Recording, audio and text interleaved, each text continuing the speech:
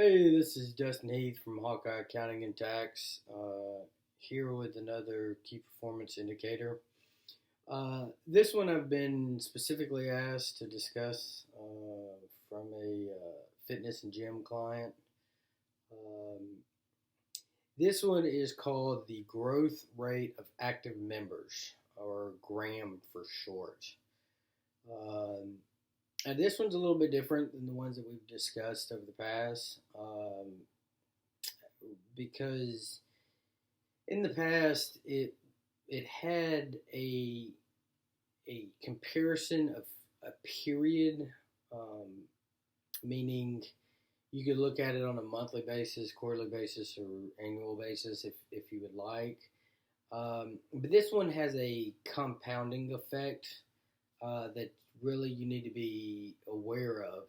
Um, This one is really kind of designed to look at on a monthly or quarterly basis. I guess in the long grand scheme of things, you could look at it on an annual basis, but it's really designed to discuss on a shorter term basis um, to track the growth of members. So this one is, very, very simple as far as math is concerned.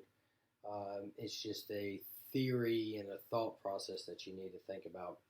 So the reason why I want to point that out is because the growth rate active member, or Graham, for instance, um, it looks at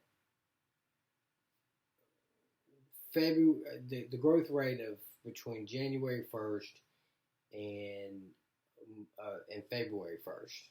Okay, in that 31-day period, how many members did you grow by? And you take that by looking at your current number of members, your February 1st number in this particular example, and you subtract out what you started with, which is your January 1st number. And then you take that and you divide that by your January 1st number. You multiply that by 100 in order to get the growth rate of active members for the month of January. Well, the the the thing I want to make sure that you're aware of is that there's a compounding effect. So if you were comparing that and then you compare it again for February 1st through March 1st, and then again from March 1st to March or April 1st, okay, that would look a little bit differently than looking at it from a March 1st or January 1st to April 1st difference, okay, because you have that compound effect. So there's another formula that you also kind of need to be aware of that's called the compounding monthly growth rate.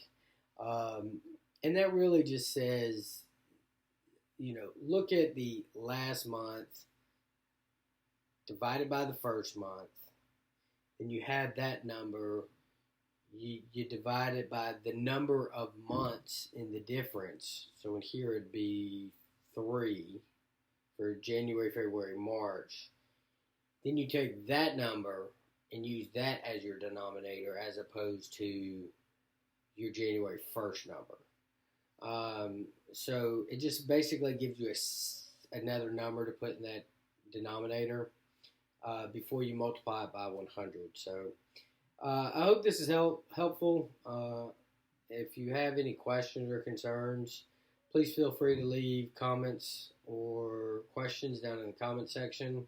Again, you can reach me at go.hawkeyeacct.com if you'd like to have any further discussions related to this or any other key performance indicators.